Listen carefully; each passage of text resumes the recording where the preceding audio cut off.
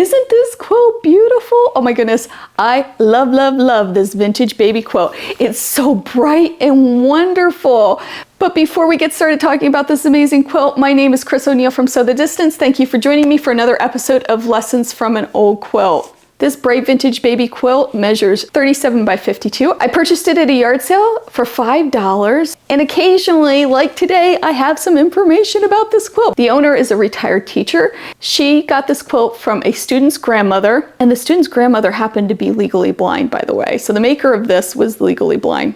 Another whole component to this story.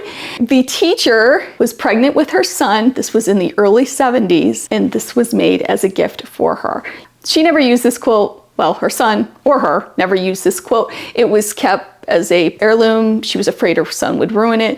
So it was displayed in the nursery, and after that it was folded up and put away and not touched again until she was cleaning out her house. It's just incredible. I love it. It's so soft and sweet and just a gem. And we're going to take a closer look at it in a minute. Also, please stay tuned. Later in the video, I'm going to give you a sneak peek at the next quilt that I'm going to review in a few weeks.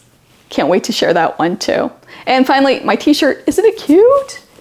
I love it. I got this from Stella Vita Studios on Etsy. I will link the shop below in the description. I love it. It's so soft. It's such a wonderful shirt, and she has a bunch of different quilting designs. She did send this to me for free, just full disclosure. Anyway, let's get on to taking a closer look at this amazing quilt. Oh my goodness, I love this quilt. It makes me so happy to look at it. It's one of my favorites. Of course, I say that about every one of them, but this is just so unique and wonderful and so simple. It's amazing. Anyway, let's get started with this.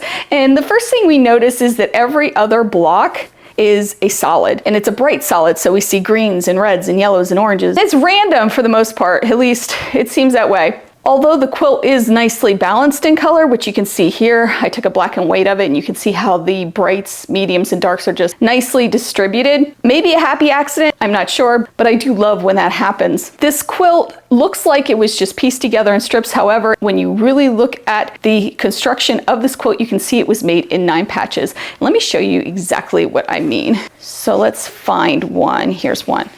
And the reason I can tell this is because of the way the seams are. Nope, that's not one. Right here. Sorry about that.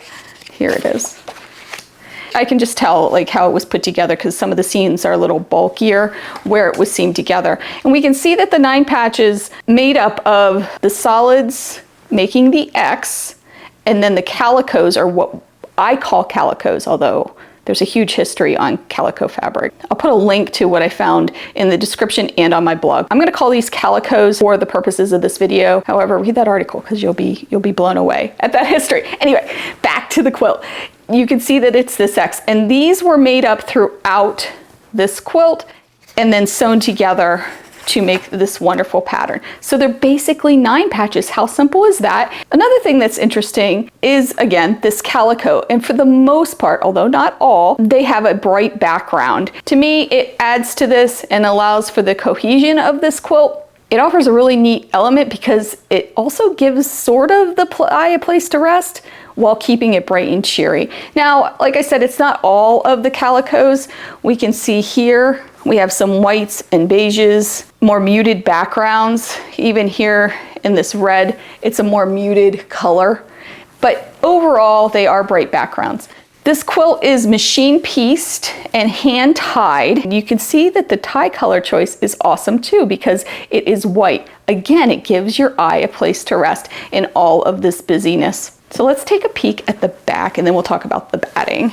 All right, the back of this quilt is, I believe, a polyester blend. It's super, super thin, and you can see through it. The binding was just the backing turned around and self-bound here. We call that self-binding when you pull from the back, roll it under, and bind it. A great technique, and then it was top stitched to hold it into place. I believe this backing maybe was a sheet or something like that. I think it is a polyester, super thin and sheer. You can see right through it. It could be even shears for a window. It's not a cotton, that's for sure, or at least not 100% cotton. So when I first looked at this, I thought there were yellow stains on the back where it was tied, and you can see that here, but it's not. It's the yellow fabric that is coming through. There aren't any stains on this side either, just like on the front. This is tied again with the white. You can see it just blends right in. It makes me wonder if it were tied with bright colors, how would that have changed this quilt? That would have been really cool too. Although I'm not sure it would have been a wonderful element on the front like it is with these wonderful ties coming through,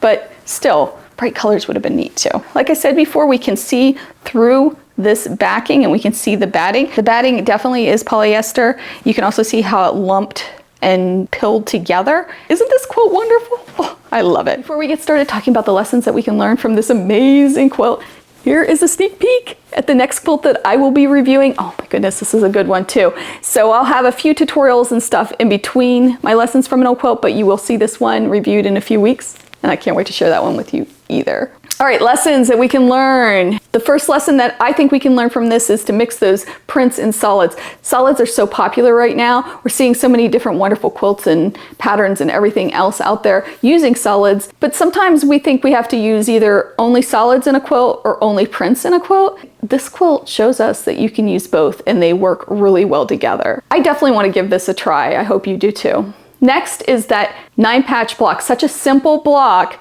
can give us this wonderful patchwork look. I think it's just incredible the way this was all put together, and something maybe I wouldn't have thought of because I probably would have done strips, to be honest with you. So using those 9 patches as smaller units helps this quilt along, and I might have to do a tutorial on that because I think that would be really interesting to see that. And lastly, those white ties. I love that the maker chose white ties. Like I said in the closer look, it gives you a resting spot for your eyes and it just adds another element. She didn't try to hide these ties, and I think sometimes we do. If you're gonna tie a quilt, a lot of times people like to blend it or use the same color. Although, like I said, I think it would have been really cool, especially on the back if there were bright ties and bright spots all over the place. That would have been fun too. But this works. I'm always trying to change these quilts, aren't I?